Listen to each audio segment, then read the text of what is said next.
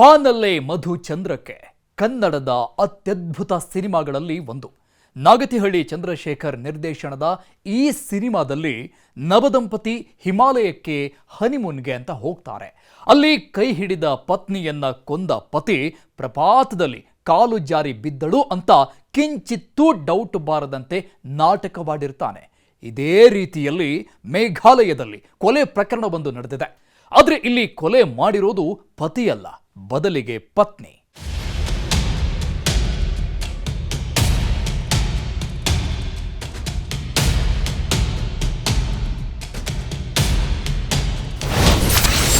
ಹನಿಮೂನ್ಗೆ ಹೋಗಿದ್ದಾಗಲೇ ಗಂಡನನ್ನೇ ಕೊಲ್ಲಿಸಿದಳು ಹೆಂಡತಿ.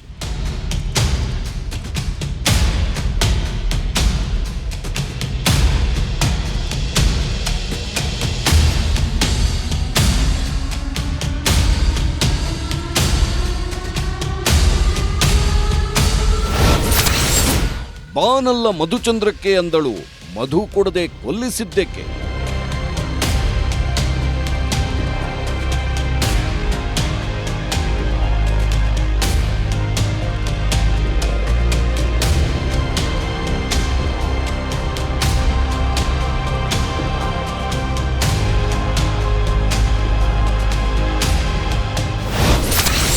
ಆ ಟಿಕೆಟ್ನಿಂದ ಬಯಲಾಯಿತು ಚೆಂದುಳ್ಳಿಯ ಚಲ್ಲಾಟ ಕಳ್ಳಾಟ.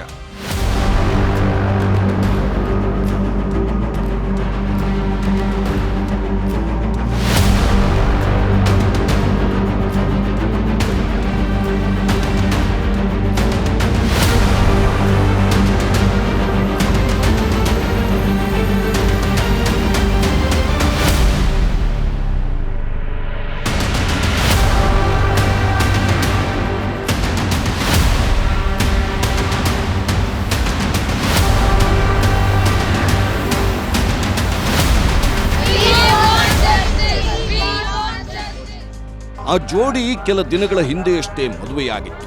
ನಂತರ ಹನಿಮೂನ್ಗೆ ಮೇಘಾಲಯಕ್ಕೆ ಹೋಗಿತ್ತು. ಅಲ್ಲಿನ ಗಿರಿಶಿಖರಗಳ ಮೇಲೆ ಸುತ್ತಾಡುತ್ತಾ ಖುಷಿಯಾಗಿ ಕಾಲ ಕಳೆದಿತ್ತು. ಅದೇ ಹೊತ್ತಲ್ಲಿ ನವಜೋಡಿ ಇದ್ದಕ್ಕಿದ್ದಂತೆ ನಾಪತ್ತೆಯಾಗಿತ್ತು. ಹುಡುಕುತ್ತಾ ಹೋದಾಗ ಮದುಮಗನ ಶವ ಮೇಘಾಲಯದ ಕಣಿವೆಯಲ್ಲಿ ಪತ್ತೆಯಾಗಿತ್ತು. ಮದುಮಗಳು ಡಾಬಾವೊಂದರಲ್ಲಿ ಸಿಕ್ಕಿದ್ದಳು. ಕೇಸ್ನ ತನಿಖೆ ಮಾಡ್ತಾ ಹೋದ ಪೊಲೀಸರಿಗೆ ಇಡೀ ದೇಶವೇ ಬೆಚ್ಚಿ ಬೀಳುವಂತಹ ಸಂಗತಿಗಳು ಬೆಳಕಿಗೆ ಬಂದಿತ್ತು. ಮದುಮಗಳೇ ಮದುಮಗನನ್ನ ಪ್ರಪಾತಕ್ಕೆ ದೂಡಿ ಕೊಂದು ಹಾಕಿದ್ದಳು.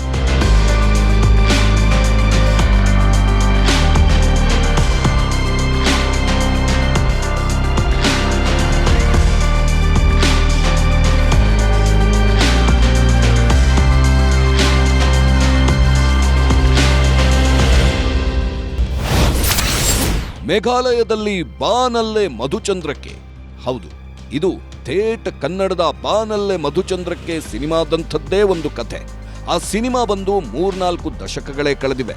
ಆದರೆ ಇಂದು ಮೇಘಾಲಯದಲ್ಲಿ ಆ ಸಿನಿಮಾದ ಘಟನೆಯೇ ವಾಸ್ತವದಲ್ಲಿ ನಡೆದೇ ಬಿಟ್ಟಿದೆ.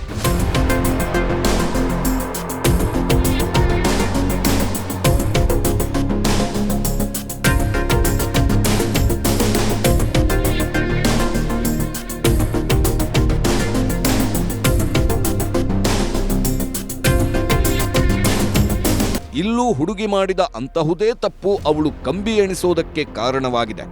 ಇದು ಇಂದೋರ್ ಮೂಲದ ಸಾರಿಗೆ ಉದ್ಯಮಿ ರಘುವಂಶಿ ಮತ್ತು ಮಧ್ಯಪ್ರದೇಶದ ಉದ್ಯಮಿಯ ಮಗಳು ಸೋನಮ್ಳ ಹೃದಯ ವಿದ್ರಾವಕ ಘಟನೆಯ ಕಥೆ.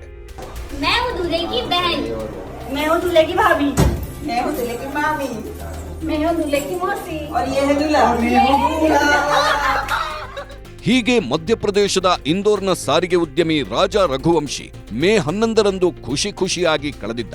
ಮನೆಯವರ ಜೊತೆಗೆ ಸಾಕಷ್ಟು ರೀಲ್ಸ್ ಮಾಡಿದ್ದ. ಮದುವೆಯೂ ತುಂಬಾ ಅದ್ಧೂರಿಯಾಗಿ ನಡೆದಿತ್ತು. ಮಧ್ಯಪ್ರದೇಶದ ಉದ್ಯಮಿಯ ಮಗಳನ್ನೇ ರಾಜಾ ರಘುವಂಶಿ ಮದುವೆಯಾಗಿದ್ದ. ಮದುವೆಯಲ್ಲಿ ಸಾಕಷ್ಟು ರಾಜಕಾರಣಿಗಳು, ಉದ್ಯಮಿಗಳು, ಸೆಲೆಬ್ರಿಟಿಗಳು ಭಾಗವಹಿಸಿದ್ರು. ಎಲ್ಲವೂ ಖುಷಿಯಾಗಿಯೇ ನಡೆದಿತ್ತು. ಆದರೆ ಇದಾದ ಬಳಿಕ ಮೇ 20ರಂದು ನವದಂಪತಿಗಳು ಮೇಘಾಲಯಕ್ಕೆ ಹನಿಮೂನ್ಗೆಂದು ತೆರಳಿದ್ರು. ಆಗಲೇ ಬಲು ದೊಡ್ಡ ದುರಂತ ನಡೆದು ಬಿಟ್ಟಿದೆ. ದಿಢೀರನೆ ಆ ಇಬ್ಬರೂ ಮದುಮಕ್ಕಳು ನಾಪತ್ತೆಯಾಗಿದ್ರು. ದೇಶಾದ್ಯಂತ ವೈರಲ್ ಆಗಿದ್ದ ನವಜೋಡಿ ನಾಪತ್ತೆ ಕೇಸ್ ದಿನಕ್ಕೂ ಹೊಸ ತಿರುವು. ಮದುವೆಯಾಗಿ ಇನ್ನೂ 1 ತಿಂಗಳು ಕಳೆದಿರಲಿಲ್ಲ. ವಧುವರರ ಕೈಗಳಲ್ಲಿದ್ದ ಮದರಂಗಿ ಇನ್ನೂ ಮಾಸಿರಲಿಲ್ಲ. ಹನಿಮೂನ್ಗೆಂದು ಚಿರಾಪುಂಜಿಯ ಹಿಮಕಣಿವೆಗಳತ್ತ ಹೋಗಿತ್ತು ಈ ಜೋಡಿ. ಅಲ್ಲಿ ಸುಂದರ ಕ್ಷಣಗಳನ್ನ ಕಳೆದಿತ್ತು. ಬೆಟ್ಟಗುಡ್ಡಗಳಲ್ಲಿ ಓಡಾಡಿದ್ರು, ರೆಸಾರ್ಟ್ನಲ್ಲಿ ತಂಗಿದ್ರು, ಪ್ರತಿದಿನ ಮನೆಯವರ ಜೊತೆಗೆ ಫೋನ್ನಲ್ಲಿ ಮಾತನಾಡುತ್ತಿದ್ರು. ತಮ್ಮ ಮಧುಚಂದ್ರದ ಸುಂದರ ಕ್ಷಣಗಳನ್ನ ಮನೆಯವರ ಜೊತೆಗೆ ಹಂಚಿಕೊಳ್ತಿದ್ರು. अभी नहीं हुआ, बस हम चढ़ाई कर रहे हैं, हम ऊपर चढ़ गए फिर फोन लगाते हैं। और आज तो उपास होगा फिर? मेरा तो उपास है ना, मेरे को 2-3 बार बोल दिया। मैं घूमने के चक्कर में अपनी ग्यारस थोड़ी तोड़ूंगी। वही तो तेरी, मैं अभी फरियाद बना रही तो मेरे को एकदम से याद आ गई कि आज तो मेरे बहू का उपास है बापे। ಇದು ಅತ್ತೆ ಬಳಿ ಸೊಸೆ ಸೋನಂ ಸಂಭಾಷಣೆ. ಇನ್ನೂ ಉಪವಾಸ ಇದ್ದೇನೆ, ಆದರೂ ಬೆಟ್ಟ ಏರುತ್ತಿದ್ದೇವೆ ಎಂದೆಲ್ಲ ಹೇಳ್ತಿದ್ದಾಳೆ. ಹೀಗೆ ದೇವರ ಹೆಸರಲ್ಲಿ ಉಪವಾಸ ಇದ್ದವಳೇ ಕೈ ಹಿಡಿದ ಗಂಡನನ್ನ ಕೊಂದು ಬಿಟ್ಟಿದ್ದಾಳೆ ಎಂದ್ರೆ ಊಹಿಸೋದಕ್ಕೂ ಆಗೋದಿಲ್ಲ. ರಾಜ ರಘುವಂಶಿಯ ತಾಯಿ ತಮ್ಮ ಸೊಸೆಯ ಜೊತೆ ಕೊನೆಯ ಬಾರಿ 2 ನಿಮಿಷ 4 ಸೆಕೆಂಡ್ ಮಾತನಾಡಿದ್ರು. ಸೊಸೆಯ ಮಾತಲ್ಲಂತೂ ಯಾವುದೇ ಅನುಮಾನ ಮೂಡಿರಲಿಲ್ಲ. ಬದಲಿಗೆ ಹನಿಮೂನ್ನಲ್ಲಿದ್ರೂ ಉಪವಾಸ ಮಾಡ್ತಿರೋದಾಗಿ ಹೇಳಿಕೊಂಡಿದ್ದಳು ಸೊಸೆ. हेलो, हाँ उतरे आए? हाँ, मैंने के आ गए नीचे? कहाँ पे हो तुम, ऊपर पहाड़ पे कि नीचे? आप जाके पहुंचा ऊपर में। रात को नीचे रुके थे? आओ, कुछ खाने का मिला कि नहीं मिला? अभी केले खा लिया मैं। क्या खा लिए? अरे अभी केले खा रहा हूँ, अभी हाल पहुंचा हूँ, हैं, अब यहाँ से निकलूंगा। हैं। हाँ तो वही तो मैं कह रही थी, इनके आज तो आपको उपास होगा। मैं फरियाद बना रही थी, मुझे याद आई थी एकदम से। ಇದು ರಾಜ ರಘುವಂಶಿಯ ಜೊತೆ ತಾಯಿ ಕೊನೆಯ ಸಾರಿ ಮಾತನಾಡಿರೋ ಆಡಿಯೋ. ಈ ಜೋಡಿ ಮೇ 22ರಂದು ಬಾಡಿಗೆ ಸ್ಕೂಟರ್ನಲ್ಲಿ ಮಾವ್ಲಾಖಿಯಾತ್ ಗ್ರಾಮಕ್ಕೆ ಬಂದಿತ್ತು. ಮೇ 24ರಂದು ಶಿಲ್ಲಾಂಗ್ನಿಂದ ಸೊಹರಾಗೆ ಹೋಗುವ ರಸ್ತೆಯಲ್ಲಿನ ಕೆಫೆಯೊಂದರಲ್ಲಿ ಸ್ಕೂಟರ್ ಬಿಟ್ಟು ತೆರಳಿದ್ರು. ಬಳಿಕ ಅವರಿಬ್ಬರೂ ಮನೆಯವರೊಂದಿಗೆ ಸಂಪರ್ಕ ಕಳೆದುಕೊಂಡು ನಾಪತ್ತೆಯಾಗಿದ್ರು. ಮೇ 24ರಂದು ಮಧ್ಯಾಹ್ನ 1 ಗಂಟೆ ಸುಮಾರಿಗೆ 2 ನಿಮಿಷ 18 ಸೆಕೆಂಡ್ ಮಾತನಾಡಿದ್ರು. ಆದರೆ ಅದಾದ ಬಳಿಕ ಇಬ್ಬರ ಫೋನ್ ಸ್ವಿಚ್ ಆಫ್ ಆಗಿತ್ತು. ನವಜೋಡಿಗಳು ನಾಪತ್ತೆಯಾಗಿದ್ರು.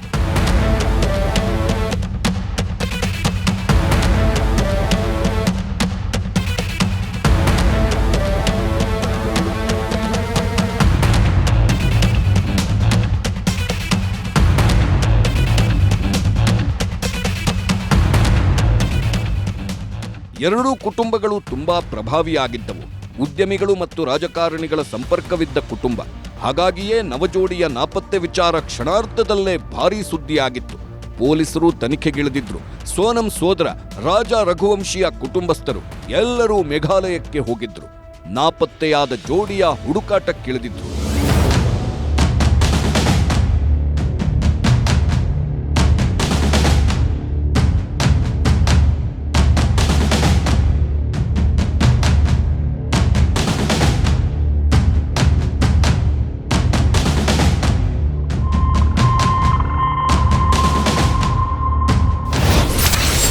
ಬಾಡಿಗೆ ಸ್ಕೂಟಿ, ರೈನ್ಕೋಟ್, ಮಚ್ಚು. ಈ ಜೋಡಿ ಮೇ 22ರಂದು ಮೇಘಾಲಯದ ಚಿರಾಪುಂಜಿಗೆ ಆಗಮಿಸಿತ್ತು. ಚಿರಾಪುಂಜಿಯ ನೋಂಗ್ರಿಯಾಟ್ಗೆ ಆಗಮಿಸಿದ್ದ ಅವರು ಅಲ್ಲಿನ ಬಾಲಾಜಿ ಹೋಮ್ ಸ್ಟೇಯಲ್ಲಿ ತಂಗಿದ್ರು. ಮರುದಿನ ಅಲ್ಲಿ ಸ್ಥಳೀಯ ಬೈಕ್ ಬಾಡಿಗೆ ಅಂಗಡಿಯಿಂದ ಬೈಕ್ ಕೊಂಡು ಅದರ ಮೇಲೆ ಸವಾರಿ ಮಾಡುತ್ತಾ ಸುತ್ತಲಿನ ಪ್ರಕೃತಿ ತಾಣಗಳನ್ನು ಸವಿಯಲು ಹೊರಟಿತ್ತು. ಆದರೆ ಮೇ 23ರಂದು ಇಬ್ಬರೂ ಏಕಾಏಕಿ ನಾಪತ್ತೆಯಾಗಿದ್ರು. 10 ದಿನಗಳ ನಂತರ ರಘುವಂಶಿಯ ಮೃತದೇಹ ಆಳವಾದ ಕಂದಕದಲ್ಲಿ ಬಿದ್ದಿದ್ದನ್ನ ಸ್ಥಳೀಯರು ಗಮನಿಸಿ ಪೊಲೀಸರಿಗೆ ಸುದ್ದಿ ಮುಟ್ಟಿಸಿದ್ರು.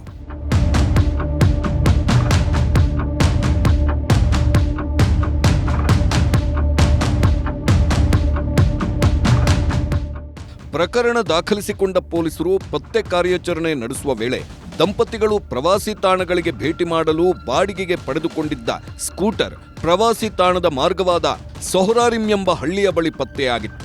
ಅದೇ ಜಾಗದಲ್ಲಿ ಸ್ಕೂಟಿ ಇದ್ದ ಜಾಗದಿಂದ 500 ಮೀಟರ್ ದೂರದಲ್ಲಿ ಒಂದು ರೈನ್ಕೋಟ್ ಮತ್ತು ಮಚ್ಚೊಂದು ಸಿಕ್ಕಿತ್ತು.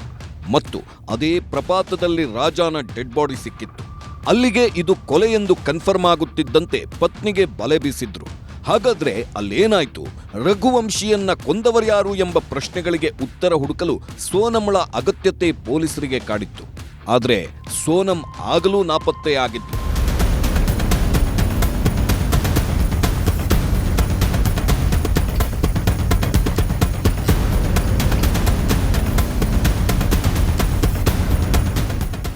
ಅಲ್ಲಿ ಈ ದಂಪತಿಗಳಿಗೆ ಏನಾಯ್ತು? ರಘುವಂಶಿ ಕೊಲೆಯಾಗಲು ಕಾರಣವೇನು, ಆತನ ಪತ್ನಿ ನಾಪತ್ತೆಯಾಗಲು ಕಾರಣವೇನು, ಅಲ್ಲಿ ಯಾವುದಾದರೂ ದುಷ್ಟರ ಕಣ್ಣು ಈ ದಂಪತಿ ಮೇಲೆ ಬಿದ್ದಿತ್ತಾ ಎಂಬ ಪ್ರಶ್ನೆಗಳೆಲ್ಲ ಎದ್ದಿತ್ತು. ಸೋನಂ ತಂದೆ ಇಲ್ಲಿ ದಂಪತಿ ತಂಗಿದ್ದ ಹೋಟೆಲ್ನವರ ಮೇಲೆಯೇ ಅನುಮಾನ ವ್ಯಕ್ತಪಡಿಸಿದ್ರು. ದಂಪತಿಗೆ ಬಾಡಿಗೆ ಸ್ಕೂಟರ್ ನೀಡಿದ್ಯಾರು, ಅವರೇ ರಾಜನನ್ನ ಮರ್ಡರ್ ಮಾಡಿದ್ದಾರೆ ಮತ್ತು ಆ ಬಳಿಕ ಸೋನಂಳನ್ನ ಅವರೇ ಕಿಡ್ನಾಪ್ ಮಾಡಿದ್ದಾರೆ ಅಂತ ಆರೋಪಿಸಿದ್ರು. सोनम का अपहरण हुआ है और राजा का उनने मर्डर कर दिया, दमाद का उनका मर्डर कर दिया है और सोनम को किडनैप कर लिया है। और गोविंद को भी वहाँ धमकी होटल की तरफ से, जो होटल में जिसमें सोनम और राजा रुके थे, उस होटल की तरफ से धमकी मिली है। होटल ने गार्ड दिया था कि गाड़ी वाले ने दिया था, एक्टिवा वाले ने, किसने दिया था वो गार्ड की भी पता नहीं कहाँ है, वो भी लापता है। और जो झोंपड़ी में उनने चाय पी थी वहाँ, तो वो झोंपड़ी वाला भी लापता है वहाँ से, वो किधर है। ನಡುರಾತ್ರಿ ಢಾಬಾದಲ್ಲಿ ಪತ್ತೆಯಾದ ಸೋನಂ. ಪ್ರಕರಣ ಬೆಳಕಿಗೆ ಬಂದ ದಿನದಿಂದಲೂ ಎಲ್ಲೂ ಸುಳಿವು ಸಿಗದ ಸೋನಂ ಭಾನುವಾರ ರಾತ್ರಿ 1 ಗಂಟೆ ಸುಮಾರಿಗೆ ಉತ್ತರ ಪ್ರದೇಶದ ಗಾಜಿಪುರದ ಢಾಬಾವೊಂದರಲ್ಲಿ ಬಂದಿದ್ದಾಳೆ. ತೀವ್ರ ತಳಮಳಗೊಂಡ ಸ್ಥಿತಿಯಲ್ಲಿದ್ದ ಸೋನಂ ಕಂಡು ಢಾಬಾ ಮಾಲೀಕರು ಸಂಶಯಗೊಂಡಿದ್ರು. ಢಾಬಾ ಮ್ಯಾನೇಜರ್ ಸಾಹಿಲ್ಗೆ ತನ್ನ ಮನೆಯವರೊಂದಿಗೆ ಮಾತನಾಡಲು ಮೊಬೈಲ್ ಕೊಡುವಂತೆ ಕೇಳಿಕೊಂಡಿದ್ದಳು. ಸಂಭಾಷಣೆ ವೇಳೆ ಈ ಮಹಿಳೆಯು ಶಿಲ್ಲಾಂಗ್ನಲ್ಲಿ ಕಾಣೆಯಾಗಿದ್ದ ಸೋನಂ ಎಂಬುದು ಮ್ಯಾನೇಜರ್ ಅರಿವಿಗೆ ಬಂದಿದೆ. ಈ ಬಗ್ಗೆ ತಕ್ಷಣ ಪೊಲೀಸರಿಗೆ ಸಾಹಿಲ್ ಮಾಹಿತಿ ನೀಡಿದ್ದಾರೆ. ಬಳಿಕ ಸ್ಥಳಕ್ಕೆ ಬಂದ ನಂದಗಂಜ್ ಪೊಲೀಸರು ಸೋನಂಳನ್ನ ವಶಕ್ಕೆ ಪಡೆದು ಕರೆದೊಯ್ದರು. ಪೊಲೀಸ್ ಠಾಣೆಯಲ್ಲಿ ಸೋನಂ ತಾನೇ ರಾಜನನ್ನ ಕೊಲೆಗೈದಿರೋದಾಗಿ ಒಪ್ಪಿಕೊಂಡಿದ್ದಾಳೆ. ಅಲ್ಲದೆ ಬಳಿಕ ಇತರ 3 ಆರೋಪಿಗಳನ್ನು ಕೂಡ ಪೊಲೀಸರು ಬಂಧಿಸಿದ್ದಾರೆ. ರಾಜ ಕೊಲೆ ಮಾಡಲು ಸೋನಂ ತಮ್ಮನ್ನ ನೇಮಿಸಿಕೊಂಡಿದ್ದಾಗಿ ಆರೋಪಿತರು ತನಿಖೆ ವೇಳೆ ಬಹಿರಂಗಪಡಿಸಿದ್ದಾರೆ ಎಂದು ಪೊಲೀಸರು ತಿಳಿಸಿದ್ದಾರೆ. See, last night the operation started. We got 4 persons last night, and actually 3 persons we got last night, and later on Sonam came, she surrendered at Gazipur. Then this morning around before 12, we got another person, we arrested another person. So basically right now 4 persons have been arrested, being produced at the respective court, and we're going to get the transit warrant to bring them to Shillong for production in Shillong. And with regarding to Sonam, she's already there. She has surrendered, and our team has already moved out from Shillong. They are about to reach Gazipur, and eventually they will take her, formally arrest her, and then take the transit remand. ಮೇಘಾಲಯದಲ್ಲಿ ನವಜೋಡಿ ನಾಪತ್ತೆಗೆ twist. ಕೈ ಹಿಡಿದ ಗಂಡನಿಗೆ ಚಟ್ಟ ಕಟ್ಟಿದ ಐನಾತಿ ಪತ್ನಿ. ಐನಾತಿ lady ಖಾಕಿ ಬಲೆಗೆ ಬಿದ್ದಿದ್ದೇ ರೋಚಕ. ಮದುವೆಯಾಗಿ ಇನ್ನೂ 1 ತಿಂಗಳು ಕಳೆದಿಲ್ಲ. ಹನಿಮೂನ್ಗೆಂದು ಹೆಂಡತಿಯೊಂದಿಗೆ ಬಂದವನು ಇದ್ದಕ್ಕಿದ್ದಂತೆ ಶವವಾಗಿ ಪತ್ತೆಯಾಗಿದ್ದ. ಹೆಂಡತಿ ಮಾಯವಾಗಿದ್ದಳು. ಹೀಗಾಗಿ ಈ ಪ್ರಕರಣ ಸಾಕಷ್ಟು ಕುತೂಹಲವನ್ನ ಹುಟ್ಟುಹಾಕಿತ್ತು. ಪ್ರಕರಣ ಕೈಗೆತ್ತಿಕೊಂಡಿದ್ದ ಪೊಲೀಸರಿಗೆ ಪತಿ ರಾಜ ರಘುವಂಶಿ ಅವರ ಮೃತದೇಹ ಮೇಘಾಲಯದ ಪೂರ್ವ ಖಾಸಿ ಬೆಟ್ಟದ ಆಳವಾದ ಜಲಪಾತದಲ್ಲಿ ಪತ್ತೆಯಾಗುತ್ತೆ. ಆದರೆ ಆತನ ಪತ್ನಿ ಸೋನಂ ರಘುವಂಶಿಯ ಸುಳಿವೇ ಇರಲಿಲ್ಲ. ಆಕೆಯನ್ನು ಯಾರೋ ಕಿಡ್ನಾಪ್ ಮಾಡಿರಬಹುದು ಎಂದು ಎಲ್ಲರೂ ಊಹಿಸಿದ್ರು. ಆದರೆ ಕೆಲವು ದಿನಗಳ ನಂತರ ಹನಿಮೂನ್ ಕಥೆಗೆ ಅನಿರೀಕ್ಷಿತ ತಿರುವು ಸಿಕ್ಕಿತ್ತು. ಪತಿಯ ಹತ್ಯೆಯಲ್ಲಿ ಪತ್ನಿಯ ಕೈವಾಡ ಇರುವುದು ಬೆಳಕಿಗೆ ಬಂದಿದೆ. ಖತರ್ನಾಕ್ ಪತ್ನಿಯನ್ನ ಪೊಲೀಸರು ಉತ್ತರ ಪ್ರದೇಶದಲ್ಲಿ ಬಂಧಿಸಿದ್ದಾರೆ. ಜೊತೆಗೆ ಸುಪಾರಿ ಪಡೆದಿದ್ದ 3 ಆರೋಪಿಗಳನ್ನೂ ಅರೆಸ್ಟ್ ಮಾಡಿದ್ದಾರೆ.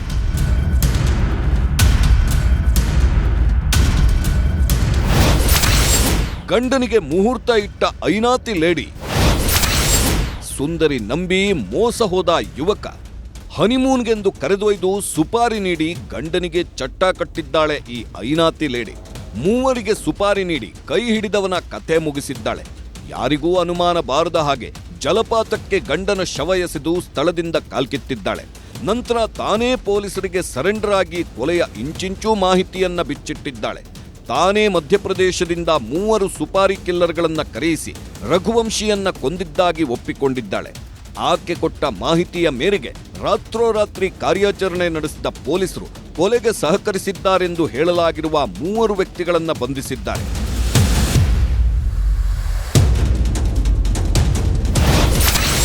ಹಂತಕನಿಗೆ ಲೊಕೇಶನ್ ಶೇರ್ ಮಾಡುತ್ತಿದ್ದಳು ಸೋನಂ.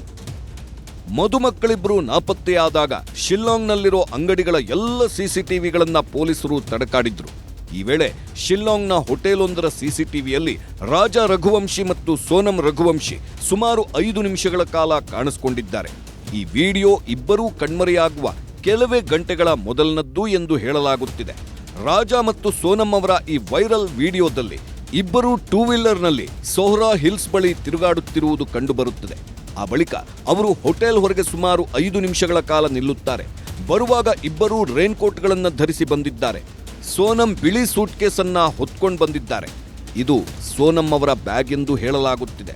ಮತ್ತು ಈ ಎಲ್ಲ ದೃಶ್ಯದಲ್ಲೂ ಸೋನಂ ಮೊಬೈಲ್ನಲ್ಲಿ ಚಾಟ್ ಮಾಡ್ತಿರೋದು ಕಂಡುಬರುತ್ತಿದೆ.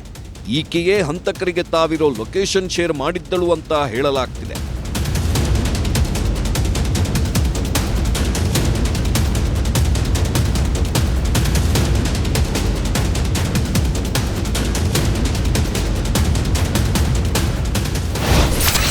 ಅಪಾಯದ ಬಗ್ಗೆ ಎಚ್ಚರಿಕೆ ನೀಡಿದ್ದ ಜ್ಯೋತಿಷಿ ಮಾತು ಧಿಕ್ಕರಿಸಿ ಹನಿಮೂನ್ಗೆ ಹೋಗಿದ್ರು. ಸೋನಂ ತಂದೆ ದೇವಿಸಿಂಗ್ ಪ್ರಕಾರ ಇವರಿಬ್ಬರದ್ದು ಅರೇಂಜ್ಡ್ ಮ್ಯಾರೇಜ್. ಮ್ಯಾಟ್ರಿಮೋನಿಯಲ್ಲಿ ಸೋನಂಗೆ ವರನನ್ನ ಹುಡುಕಲಾಗಿತ್ತು. ಇಬ್ಬರ ಜಾತಕದಲ್ಲೂ ಮಂಗಳ ಗ್ರಹ ಒಂದೇ ಮನೆಯಲ್ಲಿತ್ತು. ಜ್ಯೋತಿಷಿ ಎಲ್ಲವೂ ಸರಿಯಾಗಿದೆ ಎಂದ ನಂತರ ಮದುವೆ ನಡೆದಿತ್ತು. ಜಾತಕ ನೋಡಿದ್ದ ಜ್ಯೋತಿಷಿಗಳು ಮದುವೆ ನಂತರ 1.5 ತಿಂಗಳು ವಧು ಮನೆಯಿಂದ ಹೊರಗೆ ಹೋಗಬಾರ್ದು ಅಂತ ಎಚ್ಚರಿಕೆ ನೀಡಿದ್ರು. ಆದರೆ ಸೋನಂ ಹಾಗೂ ರಘುವಂಶಿ ಇದನ್ನ ಕಿವಿಗೆ ಹಾಕಿಕೊಂಡಿರಲಿಲ್ಲ. ಹನಿಮೂನ್ಗೆ ಹೊರಡುವ 1 ದಿನ ಮೊದಲು ರಾಜ ತನ್ನ ಕುಟುಂಬಸ್ಥರಿಗೆ ಹನಿಮೂನ್ ಬಗ್ಗೆ ಹೇಳಿದ್ದ. ಕುಟುಂಬದವರು ಜ್ಯೋತಿಷಿ ಜೊತೆ ಈ ಬಗ್ಗೆ ಮಾತನಾಡಿದ್ದರು. ಈ ಸಮಯದಲ್ಲಿ ಜ್ಯೋತಿಷಿ ಅಪಾಯದ ಬಗ್ಗೆ ಎಚ್ಚರಿಕೆ ನೀಡಿದ್ರು.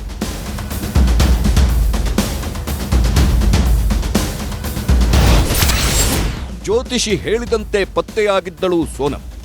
ಜ್ಯೋತಿಷಿ ಹೇಳಿದಂತೆ ಹನಿಮೂನ್ಗೆ ಹೋಗಿದ್ದ ಸೋನಂ ಹಾಗೂ ರಾಜ ನಾಪತ್ತೆಯಾಗಿದ್ರು. ಆಗಲೂ ಬೆದರಿದ ಮನೆಯವರು ಜ್ಯೋತಿಷಿ ಬಳಿ ಓಡಿದ್ರು. ಜೂನ್ 2ರಂದು ರಾಜನ ಶವ ಪತ್ತೆಯಾಗಿತ್ತು. ಆದರೆ ಸೋನಂ ಎಲ್ಲಿ ಎನ್ನುವ ಪ್ರಶ್ನೆಗೆ ಉತ್ತರ ಸಿಕ್ಕಿರಲಿಲ್ಲ. ಈ ವೇಳೆ ತಂದೆ ಮತ್ತೆ ತನ್ನ ಜ್ಯೋತಿಷಿಯನ್ನ ಕೇಳಿದ್ದಾರೆ. ಜ್ಯೋತಿಷಿ ತಲೆ ಕೆಳಗಾದ ಚಿತ್ರವನ್ನ ಮನೆಯ ಹೊರಗೆ ನೇತು ಹಾಕಿದ್ರೆ ಮಗಳು ಹಿಂತಿರುಗುತ್ತಾಳೆ ಎಂದಿದ್ದಾರೆ. ಸೋನಂ ತಂದೆ ಹಾಗೆಯೇ ಮಾಡಿದ್ದಾರೆ. ಫೋಟೋ ನೇತು ಹಾಕಿ 2 ದಿನಗಳ ನಂತರ ಸೋನಂ ಹಿಂತಿರುಗಿದ್ದಾಳೆ.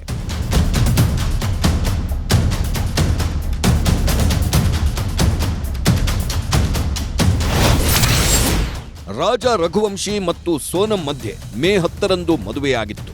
ಮೇ 22ರಂದು ಮೇಘಾಲಯಕ್ಕೆ ಹನಿಮೂನ್ಗೆ ಪ್ರವಾಸ ಹೋಗಿದ್ರು.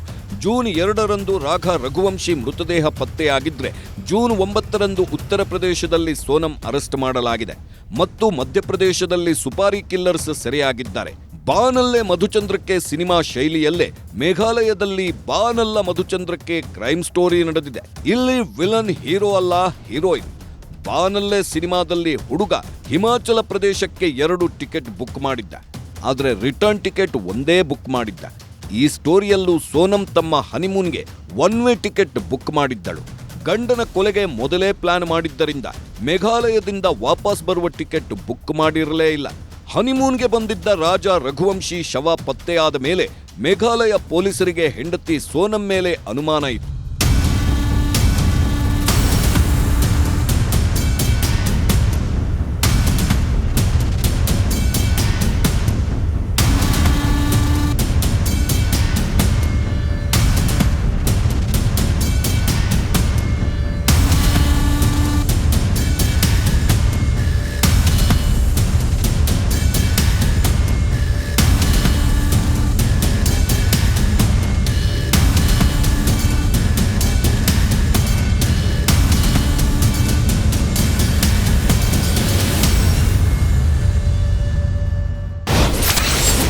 ಹನಿಮೂನ್ ಜೋಡಿಯ ಕೇಸ್ಗೆ ಸ್ಫೋಟಕ ಟ್ವಿಸ್ಟ್. ಅಷ್ಟಕ್ಕೂ ಸೋನಂ ಗಂಡನನ್ನೇ ಕೊಂದದ್ದೇಕೆ? ಮೇಘಾಲಯದ ಹನಿಮೂನ್ ಕೊಲೆಯ ಹಿಂದಿನ ಸತ್ಯವನ್ನ ಕೇಳಿದ್ರೆ ಎಂಥವರಿಗೂ ನಡುಕ ಹುಟ್ಟಿಸುತ್ತೆ. ಹೌದು, ಪ್ರೀತಿಯಿಂದ ವರಿಸಿದ್ದ ಪತ್ನಿಯೇ ಗಂಡನ ಕೊಲೆಗೆ ಕಾರಣ ಅಂದ್ರೆ ನೀವು ನಂಬಲೇಬೇಕು. ಹೌದು, ಹನಿಮೂನ್ ನೆಪದಲ್ಲಿ ಗಂಡನಿಗೆ ಸ್ಕೆಚ್ ಹಾಕಿ ಸುಪಾರಿ ನೀಡಿ ಹತ್ಯೆ ಮಾಡಿಸಿದ್ದಾಳೆ. ಕೈ ಹಿಡಿದವನಿಗೆ ಚಟ್ಟ ಕಟ್ಟಿದ್ದಾಳೆ. ಈ ಕೇಸ್ ಕೈಗೆತ್ತಿಕೊಂಡ ಪೊಲೀಸರು ಎಲ್ಲಾ ಆಯಾಮದಲ್ಲೂ ಕೂಡ ತನಿಖೆಗಿಳಿದು ಕೇವಲ 17 ದಿನದಲ್ಲಿ ಪ್ರಕರಣಕ್ಕೆ ಅಂತ್ಯ ಹಾಡಿದ್ದಾರೆ. ಕೊಲೆಗೆ ಕಾರಣರಾದವರನ್ನ ಹೆಡೆಮುರಿ ಕಟ್ಟಿದ್ದಾರೆ.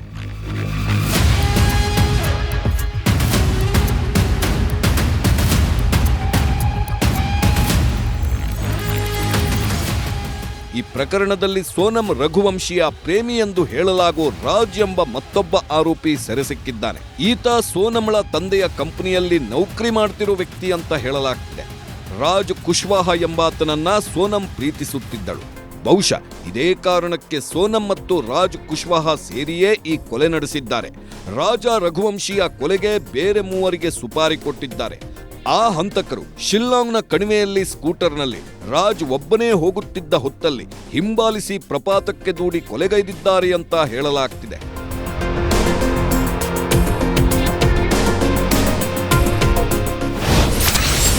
ರಾಜ್ಗಾಗಿ ಸೋನಂ ರಾಜಾನನ್ನ ಬಲಿಕೊಟ್ಟಳೆ. ರಾಜ ರಘುವಂಶಿ ಓರ್ವ ಸಾರಿಗೆ ಉದ್ಯಮಿ.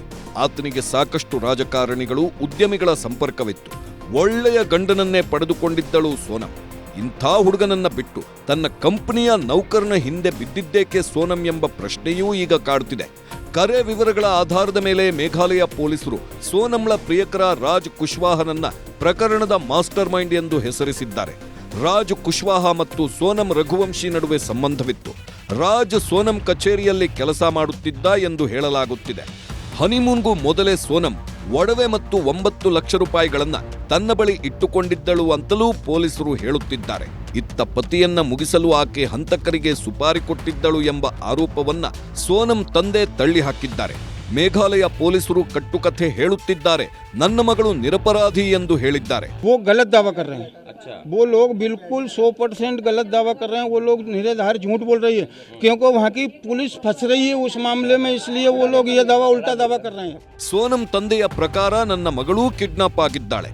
ಕಿಡ್ನಾಪರ್ಸ್ಗೂ ಮಗಳಿಗೂ ಸಂಬಂಧವಿಲ್ಲ. ಮಗಳೇ ಖುದ್ದು ಢಾಬಾಕ್ಕೆ ಬಂದು ಫೋನ್ ಮಾಡಿದ್ದಾಳೆ. ಆದ್ರೆ ಪೊಲೀಸರು ಎಲ್ಲವನ್ನ ಉಲ್ಟಾ ಮಾಡಿದ್ದಾರೆ ಅಂತ ಆರೋಪಿಸಿದ್ದಾರೆ. ಹಾಗಾದ್ರೆ ನಿಜವಾದ ಸತ್ಯ ಯಾವುದು? ಸುಂದರವಾದ ಹನಿಮೂನ್ ರಕ್ತಸಿಕ್ತ ಅಂತ್ಯವನ್ನ ಕಂಡಿದ್ದೇಕೆ? ಸೋನಂ ಒಬ್ಬ ಕ್ರೂರಿಯೇ ಅಥವಾ ಬೇರೊಂದು ದೊಡ್ಡ ಸಂಚಿನ ಬಲಿಪಶುವೆ? ತನಿಖೆ ನಂತರ ಎಲ್ಲವೂ ಬಯಲಿಗೆ ಬರಲಿದೆ.